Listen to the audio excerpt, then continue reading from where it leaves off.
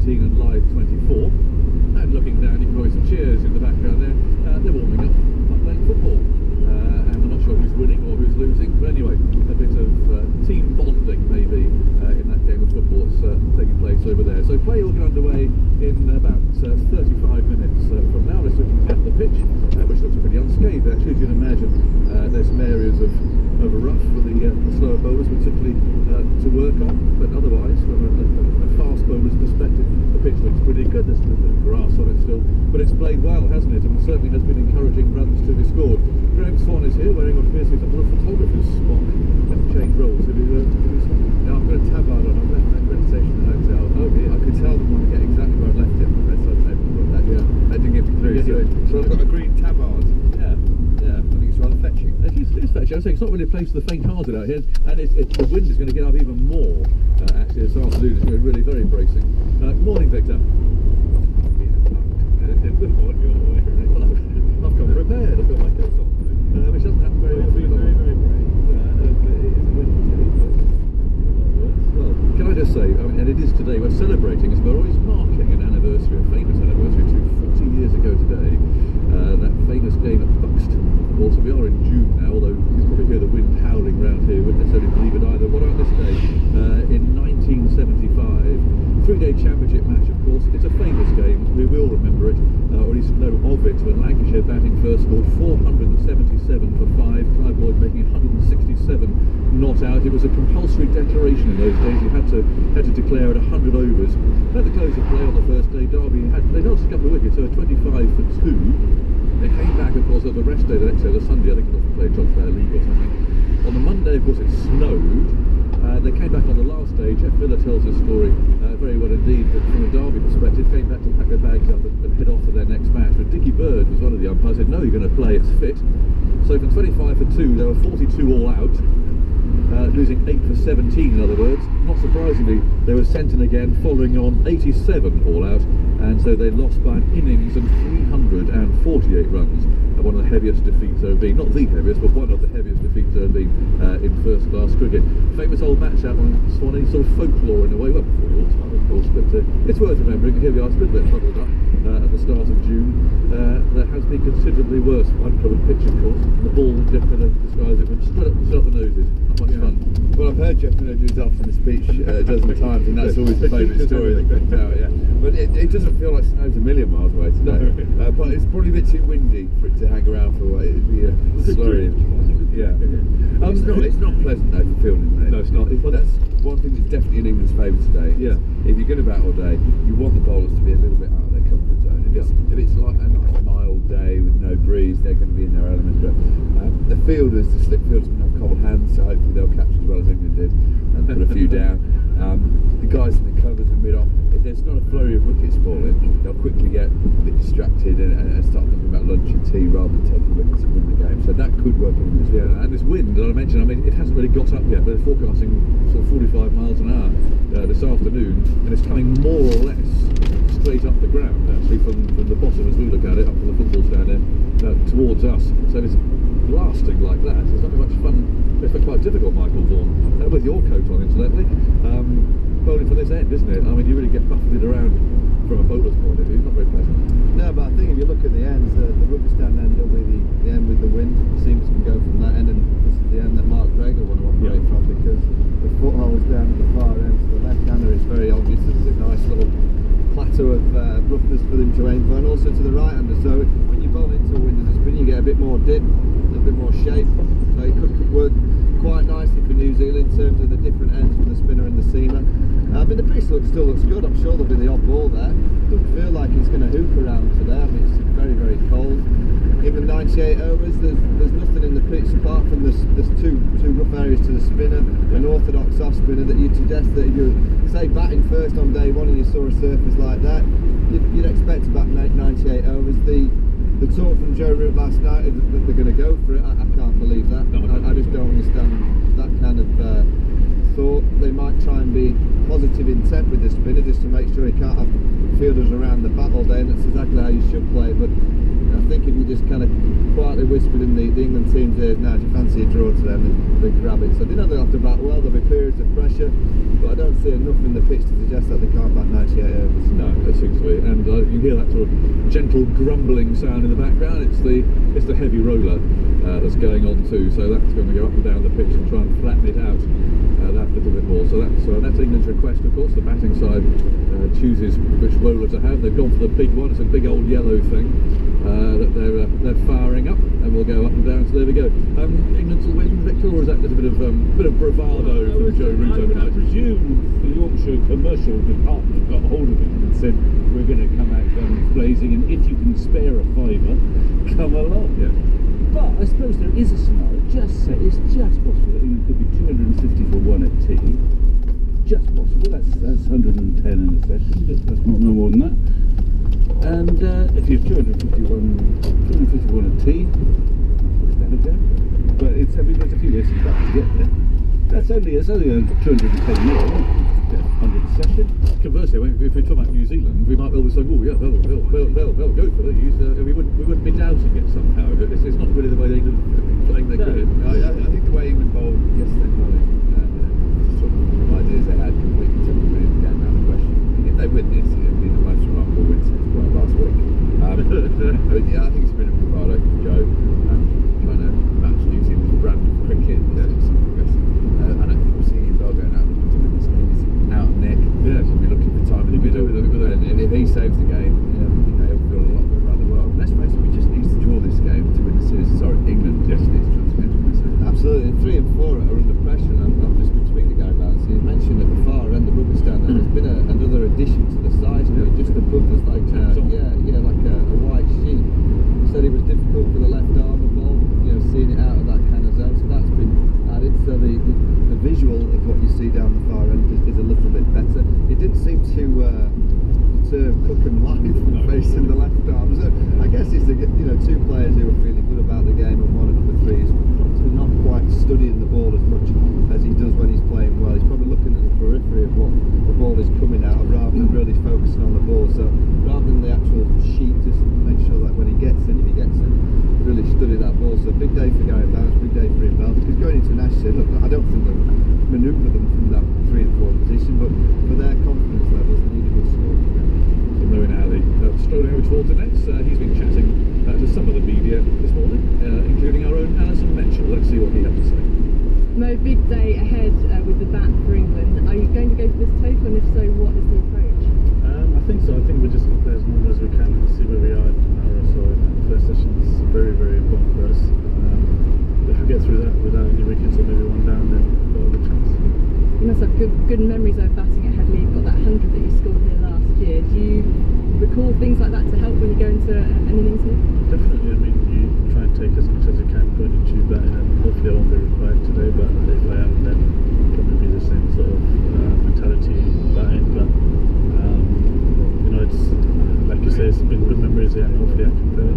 And how do you assess being a spinner here at Headingley? You've had to put in a lot of overs. How do you assess the way you've bowled out here? It's difficult when you've got a New Zealand team who are intent on attacking the way they do. Definitely. I mean, they just come out and play shots, and it's not been easy. I mean, the wind and the cold has been horrible bowling, but it's been tough. The series has been tough actually, the way they play, and with 4 good seamers in their side, they're always going to attack the spinner. So I think their spinner he's felt the same thing. So it's been tough.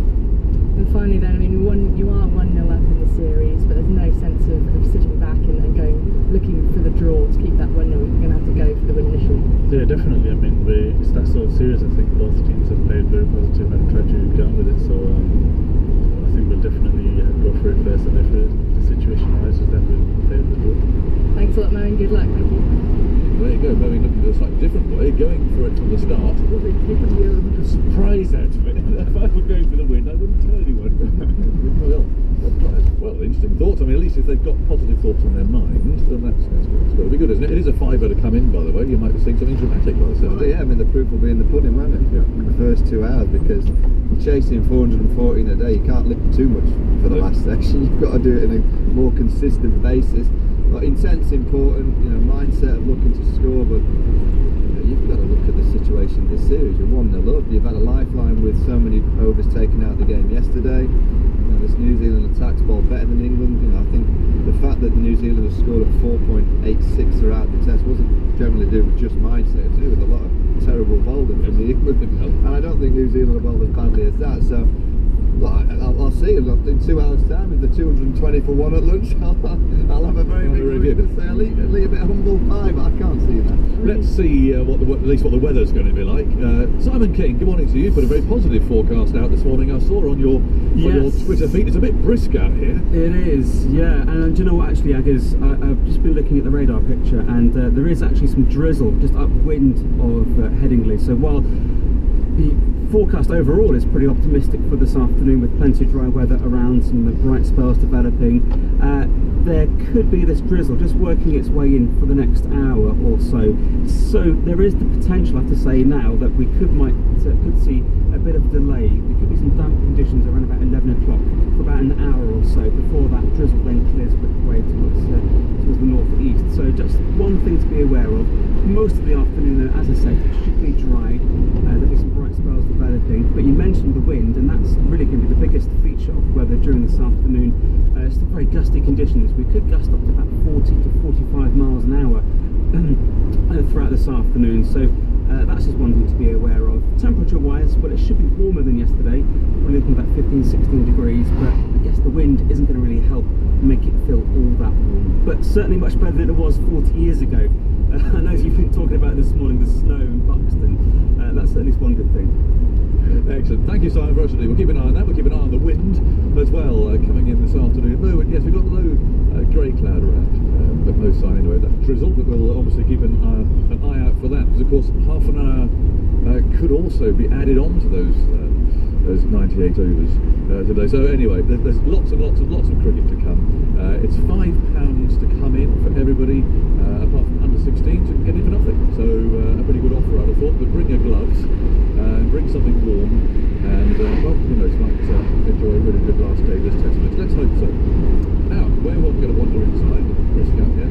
So in the meantime, let's listen to Jason Gillespie, who is the Yorkshire coach, of course, very much in the news over the last couple of weeks or so. And he was a guest last night on the Tuffers and Vaughan programme on Radio 5 Live, and Mark Chapman suggested to Jason Gillespie that it had been rather a strange few weeks for him. Yeah, you could say that. It was a little bit of an unusual time, I suppose, but look, great. From a personal point of view, it was, you know, I saw it as a massive positive. You know, I was, you know, very flattered to be thought of highly enough to be spoken about that role. I saw it as a win-win. You know, I've got two great jobs at the moment with Yorkshire and the Adelaide Strikers, and I had absolutely nothing to lose to go and speak to Andrew Strauss and Tom Harrison. You know, it was a win-win. You always seemed incredibly calm throughout the whole thing. Did you feel at all like you were in the eye of a storm throughout it all? No, I didn't, Chapman. And the reason why is because, as I just said, I never felt for 1 minute that I had anything to lose. I had everything to gain. You know, as I said, you know, I've got some great roles currently. If an opportunity, an international job comes up like England, it'd be a wonderful opportunity. Yeah, it would have been a very difficult position to turn down.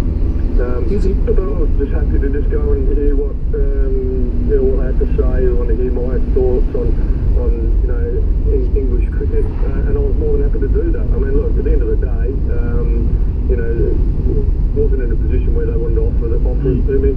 I can tell people that I've actually sat down and spoken about an international post. So for me, you know, that was a great learning experience for me. Izzy Tuffers here. Where did this sort of favourite come from then, do you think? Because it was almost like, oh well, you know, this is the favourite, you're in the bookmakers and everything. Where's that all come from? Tuffers, in all honesty, your guess is probably as good as mine. I didn't have a clue. I think just on the, I think thinking about it, the only thing I could come up with is that, you know, I suppose I've been in the English system for a few years now, and you know, I suppose on the back of us winning the title last year, I think just the circumstance really. So you know, look, very humbling, Tuffers, to be perfectly honest, to be thought of that way. But does it, Bonnie, just tell me, when you were going through your interviews, I'm not sure how many times you chatted to Andrew Strauss or Tom Harrison. You must have kind of got home and sat back and go, wait a minute, if I get this job, and if they offer it me in a few days' time, what am I going to bring and what am I going to change in English cricket? What would you have done? Yeah, I would have, certainly, and I would have had to have thought about that. And I suppose, Warnie, you know, one of the things that I would have thought about is certainly that real positive intent. You know, let's face it, this Test series we've seen so far between England and New Zealand, I think it's been an outstanding series for just that. There's good aggression from, you know, good bowling aggression. Batsmen looking to put bowlers back under pressure. It's fantastic entertainment. You know, I think, you know, it's almost, you know, unleash the, you know, take the shackles off and just go out there and play with a bit of freedom, and that's certainly something that you know, I would have been keen to get that message across. Just go there and play with a bit of freedom, and you know, always, you know, if in doubt, always look to take a positive option. And what about personnel changes in terms of, you know, you've been coaching Adil Rashid for, you know, a few years now. You've seen what he's done in county cricket. Yeah. Do you think Adil's ready to kind of step up? Moeen Ali's he's been struggling, but they're giving him a good run in the side, and rightfully so. Do you think Adil's ready to step into the test if he got called up for an Ashes series to say? Yeah, I really do. Look, I've seen him perform in a lot of different conditions. Obviously, from a Yorkshire coach's point of view, it was disappointing to see him not get an opportunity in conditions that I believe he would have performed very well in the Caribbean. You know, I just think, and you know, I suppose if you look at this Test match, and maybe we'll be touching on it in a little while about, you know, bowling to the lower order. I mean, you know, that's what Adil Rashid is. You know, that's his bread and butter. I mean, he's very difficult bowler to pick. He gives the ball flight, he spins it hard, and he creates indecision. You know, that this is something that potentially, you know, England could look at in the future. You know, a bowler, you know, like Adil Rashid, spinning the ball hard and getting turned, you know, late, you know, day 4 and 5. Let's face it, wrist spinners, they earn their crust, you know, late in a Test match, and I certainly think if Adil Rashid was given an opportunity, given a lot of support, a lot of backing, I think he'd repay that favour. Just say you mentioned bowling at the death, is it? Yeah. How do you bowl at the death? Because England just have kind of forgotten the art. Yeah, I mean, I've watched it as everyone has, Borny, and I go back to a very simple analogy. Like, if hitting, you know, off stump is good enough for the top 6, then I'm pretty confident it's good enough for the bottom 5. There's a reason why batters are batting 9, 10 and 11, because they are not top order players, and I think it's very simple. I think you just have to be very disciplined, not get too concerned. The tail enders these days, you know, they work incredibly hard at their game. There's a lot of protection, there's bigger bats, there's these sort of things. I hear all these arguments.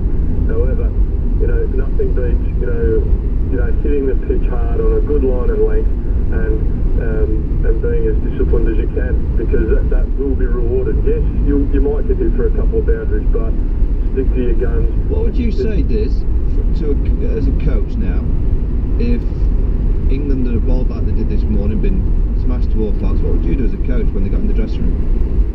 I would certainly be questioning the tactics.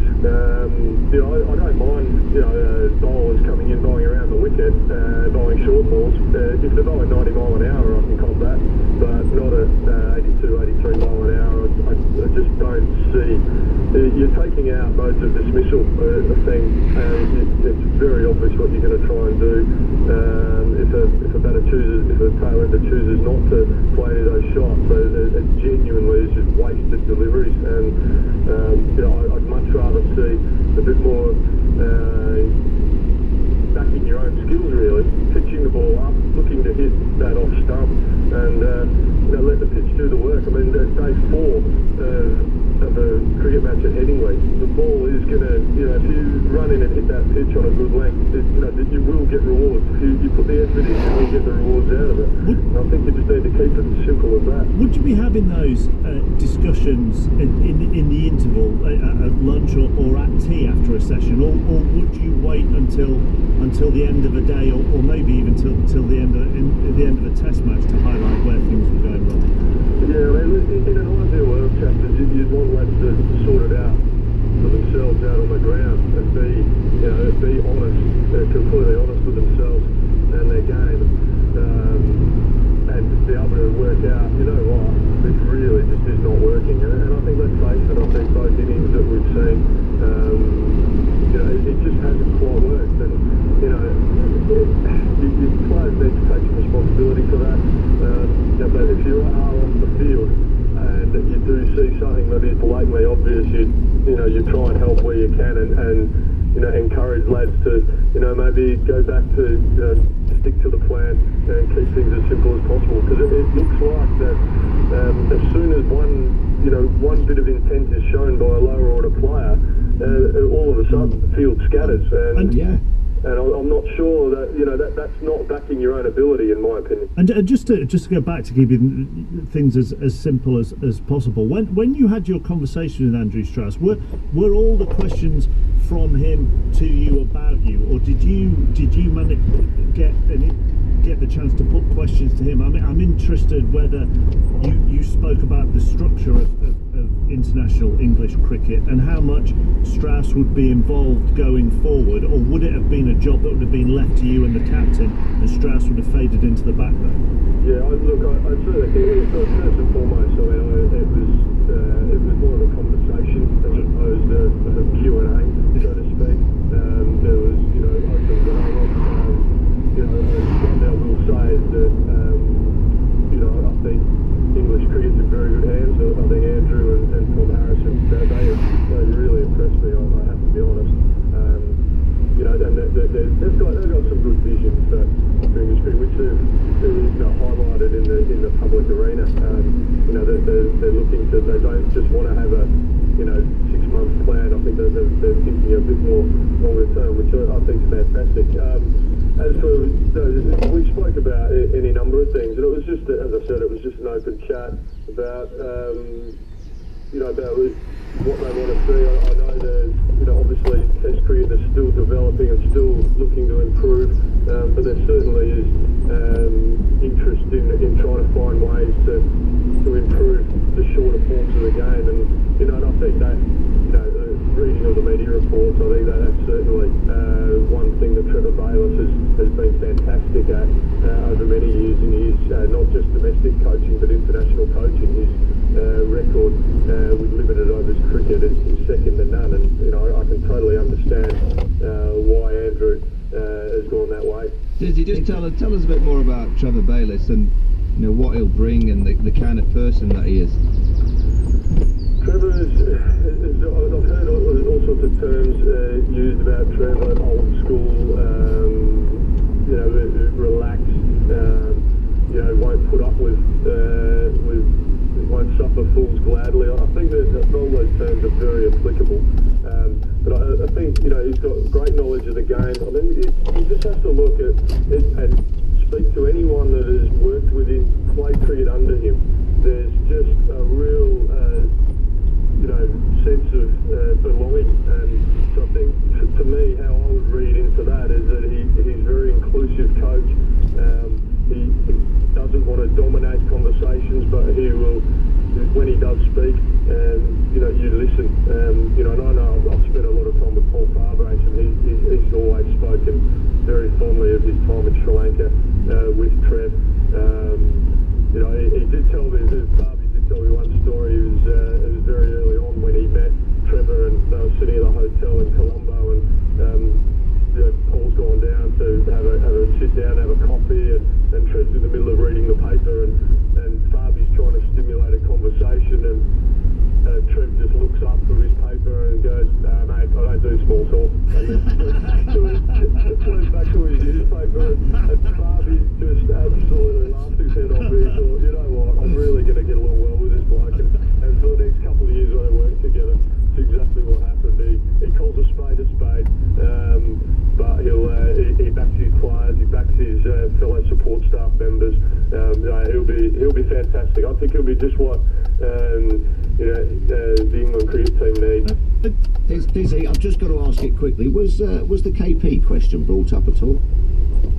No, it wasn't, Tuppers. It was, look, the stance was made very clear. Andrew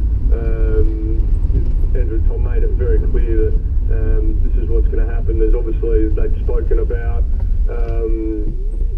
what they'd said out in the public, and they were happy to just go with that. And down the track things may change, but at the moment this is the stance they've got. And look, that's the way it is. I was comfortable with that. It must be said. I didn't have a problem with that. So to answer that categorically, that wasn't an issue. Tough as I thought we were going to get through a whole show without the